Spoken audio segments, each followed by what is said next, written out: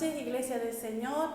Contenta de estar en este tiempo, de compartir junto con ustedes una palabra del Señor. Bendigo y saludo a todas las gemas de MCN y a todos los que se encuentran allí en sus casas en este momento, en este tiempo que estamos preparando, apartando, consagrando para el Señor. Amén. La palabra que quiero compartir es un pensamiento que el Señor trató en mi vida hace unas semanas atrás, con respecto a cómo nosotros estamos mirando, ¿sí? Y el título que le puse es La mirada correcta. Vamos a ir a la palabra del Señor en el libro de 2 de Corintios, capítulo 3, verso 16 al 18, ¿sí? Dice así la palabra: pero cuando se conviertan al Señor, el velo se quitará, porque el Señor es el Espíritu, y donde está el Espíritu del Señor, allí hay libertad. Por tanto, nosotros todos, mirando a cara descubierta como en un espejo la gloria del Señor, somos transformados de gloria en gloria a la misma imagen como por el Espíritu. Amén. Y está haciendo mención Pablo con referente a la vida de Moisés. Moisés, en el libro de Éxodo capítulo 34, de verso 29 en adelante, usted va a encontrar que cuando él estuvo en el monte y recibió los mandamientos de parte del Señor, cuando él descendió del Sinaí, dice que él tuvo que cubrirse su rostro con un velo, porque era tal la presencia de Dios, ¿sí? Que para que la gente no se asustara, él se colocó ese velo, ¿sí?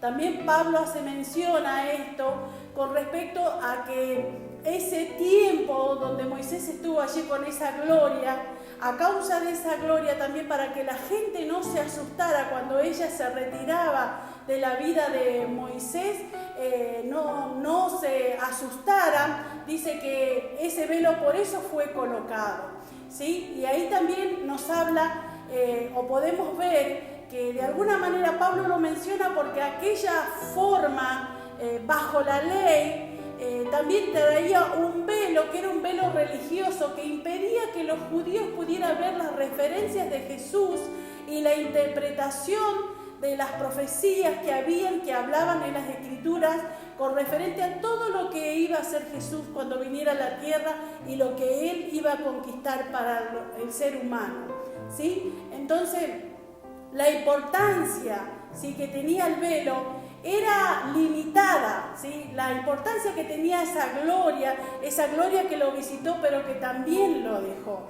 ¿sí? Ahí vemos en el verso 16 que dice: pero cuando se conviertan al Señor, el velo se quitará.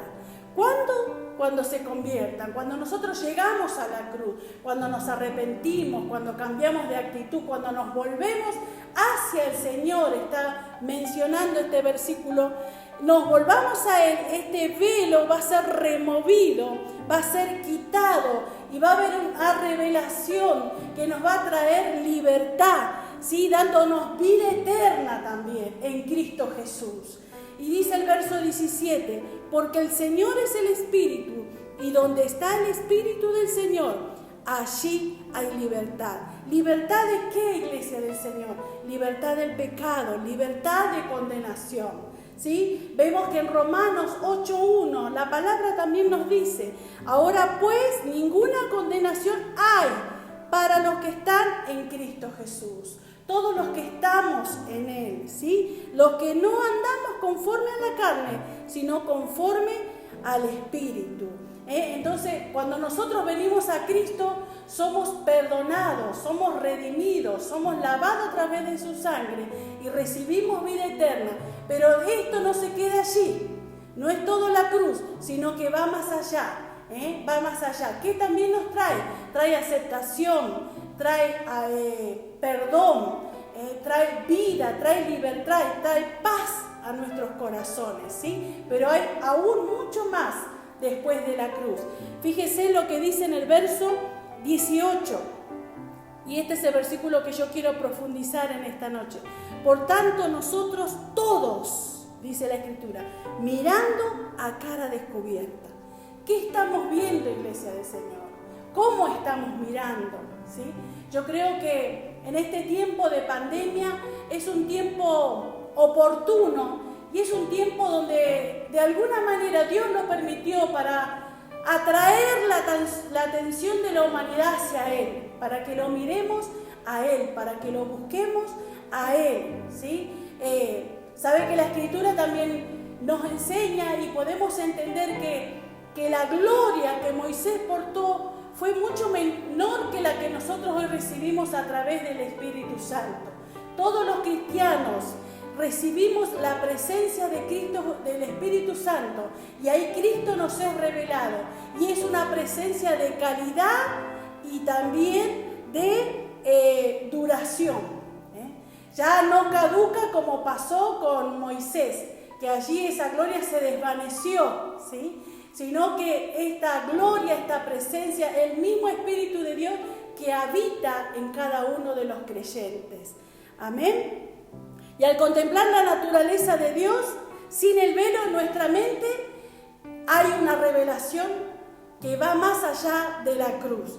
Sabe que hace un tiempo atrás, como le comentaba, esta palabra viene a raíz de haberla escuchado varias veces, pero que el Señor trató con mi vida. Fue un trato de Dios conmigo. Tuve una experiencia donde perdí la vista, ¿sí? A causa de eso estoy usando estos lentes ahora. Una semana fue como que tenía un velo, como las aguas del Nahuel, vieron ahí como una nube que andaba en mi vista, y no pude ver alrededor casi de una semana, no pude ver con claridad. Así que el Señor trabajó en mi vida a través de esta palabra y la quiero compartir. Entonces, hacernos esta pregunta: ¿cómo estamos mirando? Porque nosotros los seres humanos tenemos mucho la tendencia a mirarnos a nosotros mismos, cómo nosotros estamos, nuestro estado de ánimo, lo que nos pasó, ¿sí? Y ese es uno de los puntos que quiero compartir en esta noche. El primer punto es el espejo de uno mismo, ¿sí? De mis emociones, de mis sentimientos, de mis experiencias. Y uno de los personajes que encontré que tuvo esta complejidad fue Jacob. Bueno, ahí vemos cómo reiteradas veces Jacob, por intentar tener la aceptación ajena, él, a causa de ese rechazo interno, se equivocó, usurpó, engañó. Bueno, de la misma manera, en el área espiritual, cuando nosotros no tenemos una clara identidad con nuestro Padre Celestial, también nos puede llevar a trabarnos espiritualmente, ¿sí? Por eso es tan importante que nosotros disfrutemos, que vayamos a la presencia de nuestro Padre amado, que Él envió a su único Hijo y nos amó con amor eterno, y nos mostró también su misericordia. Aleluya, Él es el que sacia todo nuestro ser. El segundo espejo es el espejo del otro, alimentando la baja autoestima, ¿sí? El compararnos con otras personas, el querer lo que otras personas tienen, nos llevan a perder nuestra autenticidad. Y eso es lo que pasó también con Jacob. Reiteradas veces Dios tuvo que ir detrás de él, buscándole y haciéndole volver de esas malas actitudes que él tenía, hasta que en una oportunidad luchó con un ángel y Dios ahí pudo cambiar su forma de pensar, su forma de obrar, trabajó en su corazón, y hasta que él le pudo hacer ver a Jacob que él era un escogido, que él era un amado, que él tenía un propósito con su vida, y pudo conducirlo a la voluntad que él tenía desde los comienzos. Así es nuestro amado Dios.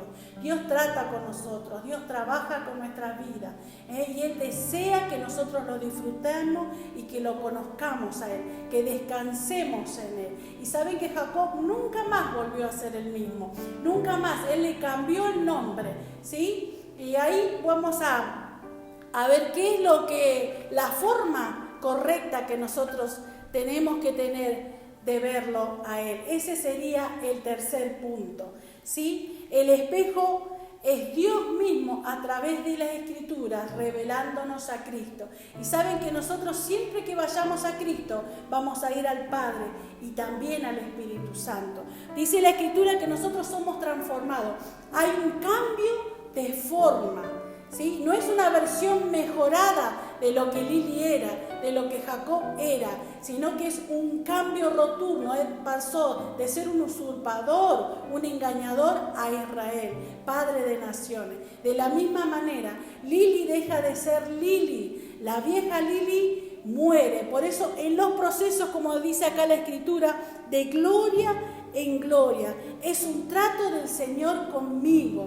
Es el tiempo que yo invierto en su presencia. Son las circunstancias que yo atravieso, pero que nunca me dejan igual. ¿Sabe que mirándome a mí yo no voy a ser cambiada? Mirando mi defecto no voy a ser cambiada. Es mirándolo a Cristo. ¿Sabe que hay un refrán que dice, dime con quién andas y te diré quién eres? Bueno, en esta parte de la palabra del Señor, ese refrán va bien. Cuanto más yo tengo o conozco a Cristo o ando con Cristo, más a Él me parezco, más a Él me asemejo. Entonces, podríamos decir que hay dos vías. La vía de la vieja Lili, de la Adán, de aquella humanidad que le erró al blanco, ¿sí? Que pecó, que le falló al Señor. Cuando yo entro en los procesos de Dios, esa parte de mi vida mengua, pero yo también cuando salgo de esa circunstancia en victoria, venciendo, obedeciendo, andando en la palabra del Señor, salgo con una faceta más semejante a Cristo. Entonces, la Lili vieja que engañaba, que mentía, que hablaba mal, que tenía un hablar incorrecto, un mal genio, un mal carácter, cuando yo entro en el trato del Señor, sale una Lili mejorada, que refleja la imagen de Cristo en su vida, que anda en los frutos del Espíritu Santo. Ya no una mujer malhumorada, podríamos decir, sino una mujer que anda en el temple del Espíritu, en el fruto, en el amor, en la paz, en la paciencia, en la benignidad. Entonces esa vieja mujer quizás desordenada, con falta de compromiso, cuando dejo el trato del Señor, el Espíritu Santo trata en mi vida, esa área de mi vida muere, ¿sí? Pero nace y surge el Cristo en Lili, que es ordenado, que es responsable, que tiene compromiso. ¿Se entiende? Entonces son las dos vías, cuando permito el trato del Espíritu Santo. Por eso es tan importante la palabra, por eso es tan importante ir a ella, conocerla, porque al ir a la palabra estoy yendo a Cristo, estoy yendo al Padre y al Espíritu Santo. Y el Espíritu de Dios, que es la palabra del Señor, viene, se revela en mi vida, y cuando yo paso por un proceso, el Señor trabaja en mi vida y yo nunca vuelvo a ser igual. Entro en la metamorfosis del Espíritu, entro en un cambio de vida, pero como dije antes, no una versión mejorada, sino una nueva persona que revela a Cristo, que manifiesta a Cristo. Entonces yo antes era barro, pero ahora soy piedra preciosa, soy la gema de Dios que resplandece en medio de las tinieblas. Sí, Pablo podría decir también allí en el libro de Filipenses capítulo 3, verso 8, y ciertamente aún estimo todas las cosas como pérdida por la excelencia del conocimiento de Cristo Jesús, mi Señor, por lo cual lo he perdido todo y lo tengo por basura para ganar a Cristo. Nada tiene valor, nada se compara con tener a Cristo Jesús, con conocerlo a Él. Nada, ninguna cosa. Entonces esa debe ser, Iglesia del Señor, nuestra meta, creo yo, en este tiempo. Conocerlo a Cristo, conocerlo a Él. Creo que un poco es la excusa de Dios a través de esta pandemia, que la humanidad entera, y no solo los que no conocen al Señor, sino nosotros también los cristianos, lo pongamos a Él como primera meta. Esa es la manera correcta de ver en este tiempo, mirar a Cristo Jesús. Puesto los ojos en Jesús, autor y consumador de la fe, por el gozo puesto delante de Él, sufrió la cruz, menospreciando lo oprobio, pero no se quedó ahí, sino que está sentado a la diestra del trono de Dios. Ahí es donde nosotros debemos estar, Iglesia del Señor, gobernando juntamente con Cristo Jesús. Entonces oramos al Señor, Iglesia. ¿Qué les parece? Vamos a orar a Él y realmente entender. Yo creo que eso es lo que Dios quiere hablarnos, que nosotros nos enfoquemos en Él, ¿sí? Y también en el cuerpo de Cristo. La Iglesia del Señor sea edificada en este tiempo. Estamos recibiendo tantos mensajes, tanta palabra de tantos lados, Iglesia del Señor, pero afiancemos nuestra confianza en Él, busquémonos a Él, levantemos nuestra mirada. Que el ruido de afuera, que todo lo que pasa en nuestro entorno no entorpezca nada el ir a su presencia, el levantar nuestra mirada, enfocarnos en Él. Amén. Señor, te doy gracias, Padre maravilloso. Gracias por Cristo Jesús. Gracias por tu Espíritu Santo que aún nos habita y está en medio nuestro. Señor, te pedimos, oh Dios, que tú seas, que la excelencia de tu poder sea en medio de tu pueblo, de cada uno de tus hijos, de tus hijas. Señor, yo creo, yo sé, Señor, que tú estás obrando, Señor, que nuevas experiencias, nuevos tratos, nuevos testimonios cada uno de nosotros tenemos, Señor, a través de este tiempo que estamos atravesando.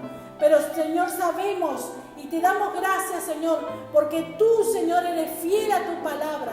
Tú, Señor, cumples tus promesas. Tú has dicho, Cristo Jesús, yo no los dejaré huérfanos. He aquí que yo estoy con vosotros todos los días hasta el fin de los siglos. Y tú estás, Señor, tratando con cada uno de nosotros, Señor. Te pedimos también por los que no te conocen.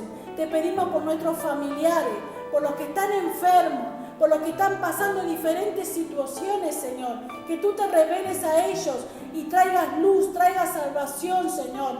Que los velos se caigan, Señor. Y tú, Señor, seas revelado a muchos de nuestros seres queridos. Extiende tu mano de misericordia, porque aún no se ha cortado para salvar, para obrar, para libertar, Padre. En el nombre de Jesús. Amén y amén. Le bendigo, Iglesia del Señor.